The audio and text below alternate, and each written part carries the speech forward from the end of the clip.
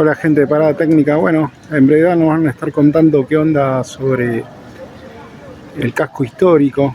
Este va a ser uno de los lugares donde nos van a estar explicando. En el centro, poca gente conoce el nombre de este barrio. Bueno, su barrio es Montserrat, debido a que aquí cerca se encuentra la iglesia Nuestra Señora de Montserrat. Pero bueno, a nivel turístico lo solíamos llamar Catedral al Sur antiguamente, que era la parte donde se inicia la ciudad de Buenos Aires. Hoy lo llamamos casco histórico, que es lo que quedó aquí del casco histórico de la ciudad de Buenos Aires, de esa antigua ciudad de Buenos Aires. Bueno, cuando venimos por esta zona de Montserrat encontramos iglesias. Seguramente del otro lado tenemos la iglesia de los Mercedarios, la parroquia de los jesuitas, tenemos aquí los franciscanos, del otro lado los padres dominicos. ¿Por qué tantas iglesias? Bueno, vamos a retrotraernos a la época de la colonia, junto con los españoles que llegan aquí en 1536. ¿Qué van a llegar? Las órdenes religiosas. Por lo tanto, era forzoso que la gente se convierta al cristianismo, por eso llegan tantas órdenes religiosas. La primera orden en llegar es la de los padres franciscanos, que se encuentra aquí enfrente. Esta es una de las órdenes religiosas que fue fundada por San Francisco de Asís, este señor que deja los hábitos de su vida terrenal, de ser un hombre de corte y palacio, para seguir los preceptos de Cristo. Le cuenta que tuvo una visión de Cristo y a partir de ahí comienza a vivir para los pobres. Es por eso que deja la herencia de sus padres y se va a ayudar a los pobres. Esa orden fue creciendo con los años y esa es una de las órdenes que hacen los tres votos, que van a ver anudados en la vestimenta, los tres votos, los tres nudos que son obediencia, castidad, obediencia y pobreza. Bueno, esta es la primera orden que llega aquí en Buenos Aires. Al mismo tiempo se construye la primera iglesia, pero les voy a comentar una particularidad, que esta no es la iglesia más antigua. ¿Por qué? Porque la primitiva se demolió para en el siglo XIX hacer una ecléctica con diferentes estilos italianos, estilos germanos, ¿no? Con las dos cúpulas, que nada tiene que ver con la época colonial. Por eso siempre decimos que es la primera orden religiosa, pero no es la más antigua en pie en Buenos Aires. Y que vemos un grupo escultórico que se encuentran allí. En el centro podemos ver a San Francisco de Asís, ¿no es cierto? ¿Y quiénes son los otros tres señores? Que fueron muy conocidos en la historia, que pertenecieron a la orden. Uno es un señor que descubrió el continente, o que encontró el continente, porque nadie descubrió, que es Cristóbal Colón.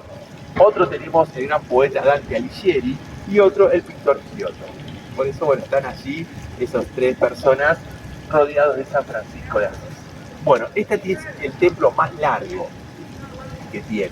Por eso algunos recomiendan, ¿sabes?, que te podés casar acá. ¿Por qué? Porque tenés tiempo para, antes de llegar, arrepentirte e irte, ¿no? Y también tenés todo el tiempo para pensarlo. Tenés más tiempo para pensar. Así que se recomienda casar allí. Y del otro lado tenemos una capilla más pequeña, que es la capilla de San Roque. Este señor que, cuando vemos un perro que decimos, San Roque, este perro no me toque. También que este señor ayudaba a los pobres y cuando estaba con problemas de salud, un perro le llevaba un pedazo de pan para alimentarse. Por eso San Roque también entró a la orden de los padres franciscanos y también perteneció y es evocado aquí. Bueno, si hablamos de parroquias más antiguas que antiguamente tenían que realizar los regimientos por eso acá era la zona más poblada y llena de parroquias. Vamos a ver la que hoy sí es la más antigua, es aquí a 100 metros, que es la de San Ignacio de Loyola, que es la orden de los padres jesuitas. Un tema de negación hacia España. Por eso, si yo les quiero mostrar algo español, no tenemos. Por lo tanto, la gente comienza a construir otros estilos más italianizantes, como vemos acá. Y van a ser el lugar donde llegan las familias más acomodadas. Las familias que vivían cerca de la Plaza de Mayo, comerciantes, ¿no?, que trabajaban en el puerto. Y esta va a ser llamada las zonas de Altos. ¿Se acuerdan cuando habíamos estudiado Buenos Aires era una aldea, no era una ciudad? Bueno, no había grandes edificaciones. Uno ve un cuadro, va a ver las iglesias como lo más alto y las casas bajas. Bueno, estas casas marcaban una posición social importante. por eso eran conocidas como Los Aires. Nosotros, hacia allí donde está la chica policía más o menos, son los Altos de Escurra, hermana de la señora Encarnación Escurra, Dolores Escurra, que vivió allí. Y acá eran los Altos de Lorriaga, que era también una familia importante en la ciudad de Buenos Aires. Así tenemos la farmacia Estrella, que es una de las más antiguas, la más antigua de Buenos Aires, también pertenece a lo que es el Buenos Aires Museo, y próximo a la Casa de los Querubines, donde se guardan objetos de los niños, juguetes y demás. Buenos Aires, que venía desde el puerto de La Boca, tenía las paradas de carretas en San Telmo y terminaba en Plaza de Mayo. ¿Por qué se llama calle Defensa? Y le voy a dar una ayudita, la continuación se la llama Reconquista. Por las invasiones inglesas, muy bien, que acontecieron en 1806-1807. Por eso están las banderas logradas en la iglesia de Santo Domingo. Bueno, un conflicto con el Reino Unido. Después, años más tarde, se lleva a cabo otro conflicto en el año 1982 por la posesión de las Islas Malvinas y Atlántico Sur. El año pasado se cumplieron 40 años, en el cual fallecieron 649 soldados. Y bueno, obviamente, históricamente vamos a buscarlo en la calle Defensa. Esta es la Plaza Héroes de Malvinas, que evoca a todos los que estuvieron en combate y a quienes tampoco estuvieron, porque bueno, enfrente había gente que estaba a punto de salir. Entonces se va a hacer este espejo de agua y las dos islas representando lo que sería el mar argentino. Y alrededor, que ahora vamos a ir caminando, le voy a pedir que no se crucen de Andrea, vamos a ver los nombres de los 649 soldados que fallecieron durante la expedición. También hay otro lugar que los recuerda, que es en la Plaza San Martín, que se encuentra frente a la Torre Monumental o Torre de los Ingleses, que también figuran los combatientes fallecidos en un monumento llamado cenotafio, que quiere decir tumba vacía o tumba abandonada. Así que los invito a dar la vuelta, vamos a escuchar el ruido del océano como si estuviéramos en las Malvinas, en el Atlántico, un día de frío, ¿no? Y parece un día como los que se suelen ver allí. Y acá los nombres de los héroes de Malvinas.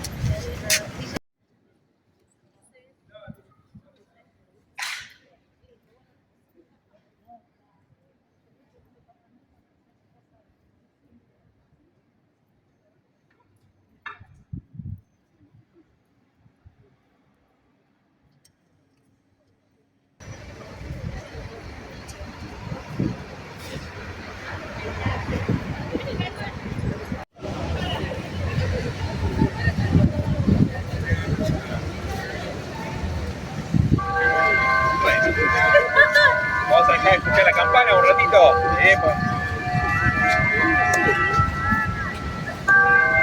En diciembre suena todo el tiempo por la Navidad. Nosotros tenemos, quienes somos de Buenos Aires, tenemos un conflicto. Si Buenos Aires tuvo una o dos fundaciones, ¿cuántas tuvo Buenos Aires? ¿Una o dos? Bueno, los historiadores reconocen que solamente se toma la segunda. ¿Por qué? De acuerdo a las leyes españolas, para que sea ciudad tenía que tener algo que la primera no tenía. Lo primero, acta de fundación. La de Don Pedro de Mendoza en 1536 no tenía. Tenía la orden de España. La orden de España. Y después los solares para los edificios públicos más importantes. Y el trazado de la plaza para empezar a construir las retículas. Y eso también se da en todos los lugares hispanos. Córdoba también, Santa Fe, todos los lugares. Hasta un pueblo más pequeño va a tener ese trazado. Después, bueno, vamos a ver cuáles fueron los edificios más importantes que dictaba la corona española. Por eso se toma la fundación del 11 de junio de 1580, que ese día celebramos el Día del Vecino. Por eso todavía estamos a tiempo. Hoy es 24, 11 de junio hace poco. Le deseamos feliz día a todos los vecinos de Buenos Aires y de alrededores también. Bueno, la plaza fue cambiando de nombre, vamos a ver, por un hecho histórico muy importante, y también se fue transformando después de finales del siglo XIX, en donde se asociaron con los anteriores de Córdoba, me preguntó, y uno de los procesos de transformación fue la introducción del subterráneo. Acá tenemos la línea A del subte, que fue inaugurada en 1913. Piensen cómo venía Buenos Aires en ese momento, que era la única ciudad de América Latina que tenía subte. La segunda va a ser México DF en los años 60, en Equilabio. Esta, bueno, la gente de Caballito lo sabe, pero la gente que no, vamos derecho, se hizo cielo abierto por la avenida más que fue Rivadavia. Llegaba primero al barrio de Balvanera, 11 conocido, después a Caballito, primera junta, y hoy llega hacia el barrio de Flores, que muchos turistas también cuando van a comprar a Avellaneda y están acá, dicen, me tomo la línea A, me bajo en San Pedrito y me voy hacia Avellaneda. Bueno, lo que prevaleció muchos años fueron los vagones de madera, que prevalecieron 100 años, que fueron traídos de Bélgica. Cuando se cerraron, llamaron a la gente de Bélgica y no podían creer cómo había durado 100 años. Así que bueno, si quieren algún día recrear algún paseo en un vagón antiguo, la noche de los museos, quizá ahora en septiembre, tiene uno de los recorridos con inscripción, sacan los vagones viejos para recordar los Buenos Aires de antiguo. No tanto, porque pasa el año 2013 que estuvieron funcionando.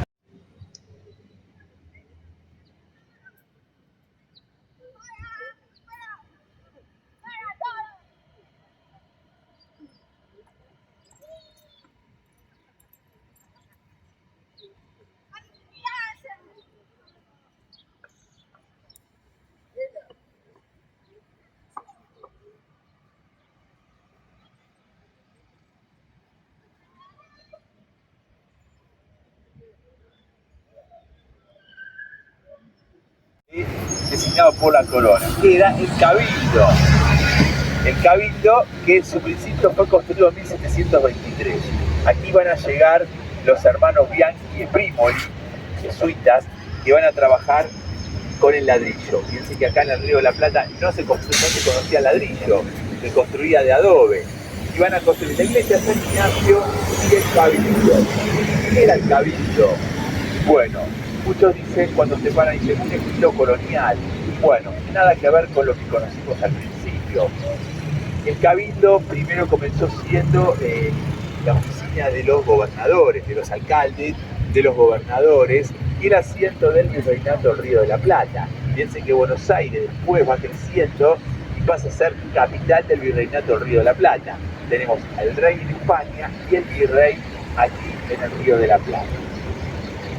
Bueno, nosotros hemos narrado, primero, bueno, les cuento la arquitectura. Este edificio guardaba 3 cuadras, era de estilo colonial, que después cuando lleguemos a Avenida de Mayo vamos a ver qué pasó con este lugar. Y acá también era el lugar donde se daban las habilitaciones, donde servía de prisión, y era el lugar donde se aparecía alguna persona conocida, la gente había como una morgue, por decirlo, y es por eso que la gente también en un lugar depositaba monedas. Por eso decía el dicho que dice, y ahora aquí levanta el muerto. Vienen de aquí, de este lugar del Cabildo de Buenos Aires. Bueno, va a ser aquí que luego de las invasiones inglesas, acá la gente, los criollos, que ya muchos, los criollos son los nacidos en Buenos Aires, que pasan a ser la mayoría, van a ver un poco la falta de presencia de los reyes españoles. Obviamente estaban presos de Napoleón, y acá llegan los ingleses. Bueno, nos enseñaron muchas historias acerca de lo que pasó en las invasiones inglesas. Hay muchas controversias. ¿Qué pasó? Lo único que se sabe es que el aceite no, ¿verdad? Porque el aceite es carísimo. Si yo le saco el aceite a uno de ustedes me pueden llegar a matar. Bueno, antes era mucho más caro el aceite. Bueno, algunos hablan de algunos combates, se forma el primer ejército claro, el primer recibimiento de patricios, que ese fue el primero. Pero bueno, se hablan también de unas negociaciones con la corona inglesa. Bueno, muchos datos que nos llevaría mucho tiempo hablarlo. Pero lo cierto es que va a empezar a haber una resistencia hacia los reyes de España. Y va a ser en este lugar donde los criollos se comienzan a unir, llevándose a cabo un cabildo abierto el 22 de mayo, y un 25 de mayo de 1810 se declara el primer gobierno patrio. Aquí ya eso no es la fecha de la independencia, sino los historiadores lo toman como el comienzo de la gesta de la independencia. A ver, bueno, esos son los colosos de Chile. Vemos a los dos volteando la campana. ¿Qué pasa? Es una empresa alemana, ¿no? Tiene teléfono, tecnología. ¿Qué pasa? Después, durante la Segunda Guerra Mundial, Argentina no se sabía que este papel jugaba. Vamos a hacer una lista. Estamos con uno, con otro. Lo cierto es que unos días que termine la guerra, Argentina le declara la guerra a Alemania. Por lo tanto, el gobierno confisca a todos los que pertenecían a las empresas argentinas. Y va a confiscar las empresas y van a tomar los colosos y los llevan a un depósito de la municipalidad. Después de muchos años se lo recuperan. Y lo que no se puede recuperar es lo que es aparato de relojería. Ya no se puede recuperar. Por lo tanto, se lo hace de forma eléctrica. ¿Para qué?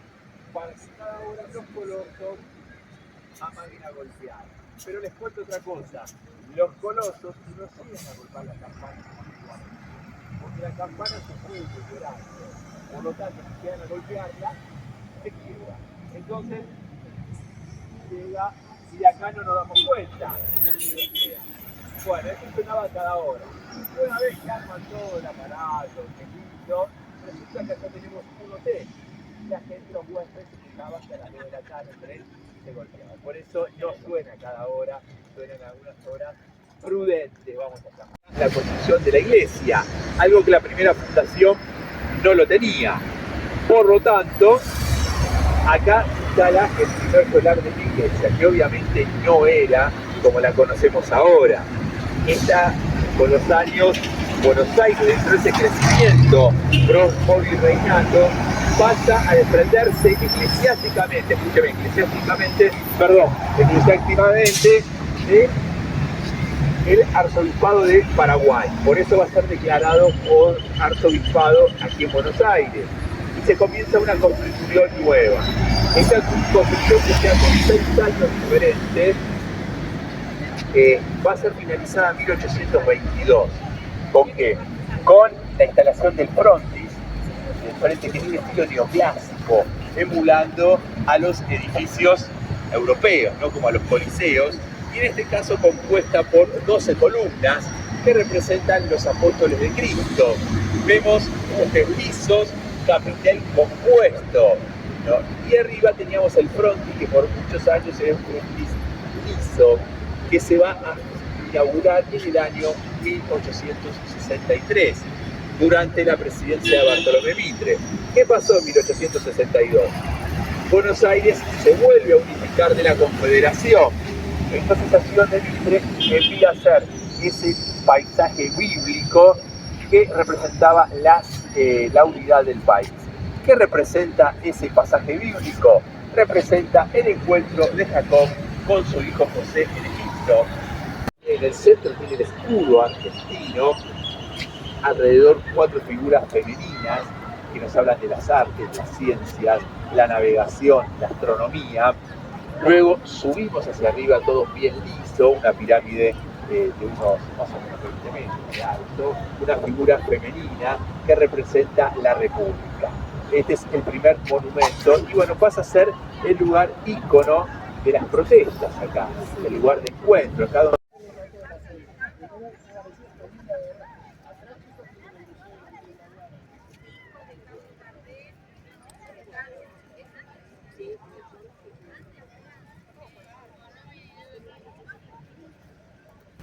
que trabajó en el Yao Yao, en el Hotel Provincial también. Bueno, eso es el edificio de la Casa Central del Banco de la Nación.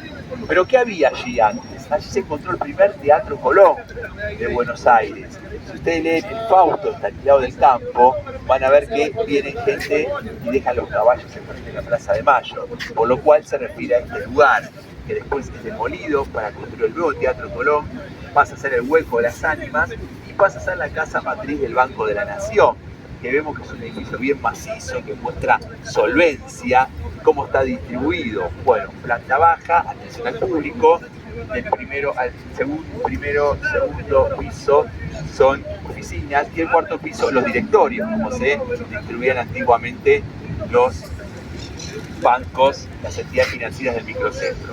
Y tiene su suelo para estacionamiento y las cajas de seguridad y las cajas fuertes, que son lo más grande.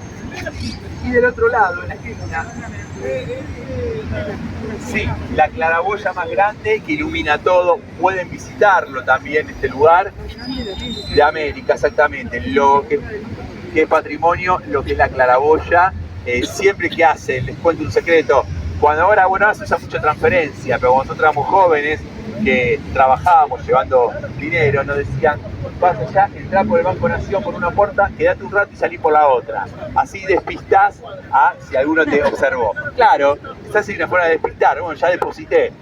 Pero sí, la claraboya es hermosa, pueden entrar y visitarla.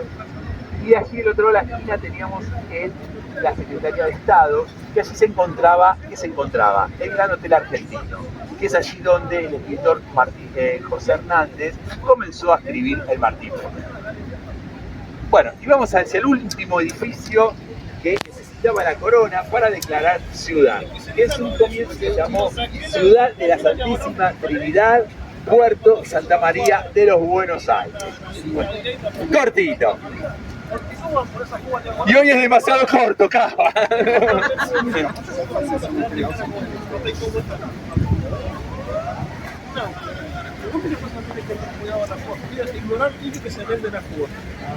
Porque cuando te escucho hablando portugués, pues,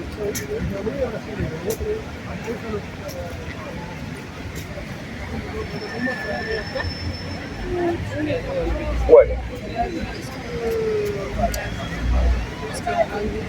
¿Cansados? Para nada. Bueno, llegamos aquí a lo que es la sede de gobierno, la Casa Rosada, que antiguamente del lado derecho se encontraba el fuerte, el antiguo fuerte. El fuerte, aquí era donde era la residencia de los Bodetes, de los alcaldes, el fuerte de Buenos Aires, y va a funcionar hasta la época de Rosa. Rosa va a ser quien decide volverse a gobernar la provincia desde Palermo, donde hoy es el Parque 3 de Febrero. Cuando llega Mitre, vuelve y va a tomar posesión de aquí de lo que era el antiguo fuerte, va a estar la casa de gobierno. Pero ¿qué pasa? En estos años, del otro lado se construye un edificio de correo, ¿no? Un edificio academicista. Y cuentan que como la gente miraba todos los días, más el edificio de correo que la casa de gobierno, las autoridades deciden hacer un estilo neoclásico también, demuelen la parte antigua, lo que es el fuerte, quedan dos arcos internamente, y vemos que hacen un estilo academicista que en su momento se mantenía simétrico. Y en el centro teníamos una calle que nos llevaba hacia la aduana de Taylor, que era la aduana de Buenos Aires. Bueno, años más tarde va a llegar Julio Argentino Roca y decide unificar los dos edificios. Y en el centro va a construir un edificio que a la legua nos damos cuenta que es un estilo italiano. Ahí está el Francisco Tamburini, que empezó trabajando en el Teatro Colón. Por lo tanto, vemos todo el revestimiento. Veo que el italiano nada tiene que quedar al azar. Tiene que estar todo revestido con esculturas, con relieves, con pilastras que simulan ser columnas. Vemos con capiteles, con querubines que están aquí arriba y con figuras que representan la ley y la igualdad. Todo eso es estilo italiano. Ahora bien, nosotros no la llamamos Casa de Gobierno. ¿Cómo la llamamos? ¿Por qué?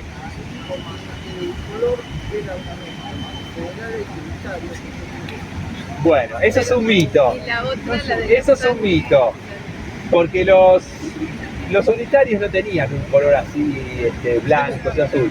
En realidad, ¿a qué se debe esto? En esa época se pintaba con cal en Buenos Aires, porque es una ciudad húmeda, tiene esos efectos. Y al mismo tiempo se le colocaba la grasa de ganado, se la mezclaba, que tiene elementos impermeabilizados. Por eso esa grasa de ganado, ¿con qué venía? Con manchas de sangre, y eso le va a dar el color rosado. Por eso Sarmiento, sí, queriendo emular a Estados Unidos, la Casa Blanca, bueno, somos un poco los reyes de improvisación. Mira el color rosado que más oscuro, más claro se mantiene hasta nuestros días, ¿no? Bueno, ¿cómo sabemos si las autoridades están en el despacho presidencial? Porque acá los presidentes no viven, acá pues tenemos gente de afuera, los presidentes no viven a 30 kilómetros de acá. ¿Cómo nos damos cuenta si las autoridades están aquí? Sí, ¿cuál bandera? Muy bien, sí, pero en caso, la bandera está siempre debajo y hay una bandera más pequeña, que se llama Gallardete. ahí nos dicen que el presidente está en su despacho. Bueno, este fue conocido el balcón presidencial, que lo tenemos allí cercano donde comienza la construcción de estilo italiano. Ese fue, bueno, los discursos de Juan Domingo Perón, Alfonsín cuando recibió la democracia, y también algo que todos nos acordamos, porque acá somos muchas generaciones que vimos en el año 86 levantar la Copa Argentina allí con Diego Maradona. Y también ahí es donde Madonna grabó el film Evita, ¿no?, de Alan Poe. Bueno, y vamos a homenajear este mes al último atractivo, antes de sacar la foto, no se nos vayan, porque habíamos hablado de una persona que hizo mucho por la patria y que falleció el 20 de junio en la absoluta miseria, pobre, por haber dado tanto por la patria. Una persona que ese día nadie se acordó de él. Buenos Aires tuvo 3 gobernadores ese día. No sé si volvieron a ver esa historia, la historia repetida, la vieron envolver, y que ningún periódico enunció la muerte de este señor que fue aquí en el corazón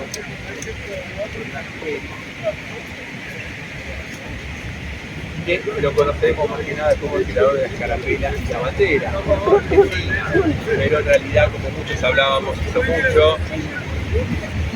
En sus escritos económicos hablaba de industrializar el país, dejar los productos primarios que industrializar, creó la escuela náutica, matemática, que los alumnos tenían que leer y escribir, el éxodo jujeño, que va a hacer que gracias a eso se obtengan las batallas de Tucumán y Salta, ir a pelear con los poderíos del ejército más poderoso del mundo, que era el ejército español. En ningún momento se doblegó, y con el dinero que gana va a donarlo para 4 escuelas, que lamentablemente nunca se llevaron a cabo. Así yo siempre digo que estamos en deuda con este señor, que hoy descansan sus restos en la Basílica de Santo Domingo. Es uno de los 2 monumentos únicos a cielo abierto que hay en la ciudad, el de Belgrano y el de Bernardino Rivadavia. Bueno, acá si uno se acerca, va viendo que es desproporcional el cuerpo y el caballo. ¿Sabe? Bueno, porque el caballo lo hizo un señor llamado Manuel de Santa Coloma, en España, y no hizo el caballo criollo, hizo un caballo infante. Y el cuerpo lo hizo Gustav Eberlein Henry, que lo hizo en forma natural. Pero bueno, si uno se acerca no coincide. Pero bueno, acá está el resto del creador de la bandera y uno de los héroes máximos de nuestra patria. Bueno, y acá es un homenaje que se rinde a las personas que fallecieron por COVID, no directa o indirectamente, porque bueno, hay gente que falleció, no pudo ser visitado, despedido por sus familiares, por las personas más cercanas, otros que no pudieron, ser asistidos por un oncólogo, otras enfermedades, ¿no? Cardiólogos. Entonces, se los recordaron aquí con las piedras con sus nombres y con la fecha de fallecimiento. Bueno, gente, espero que les haya gustado el video y será hasta otro videito más. Dejen compartir, me gusta, un comentario si quieren. Chau, chau.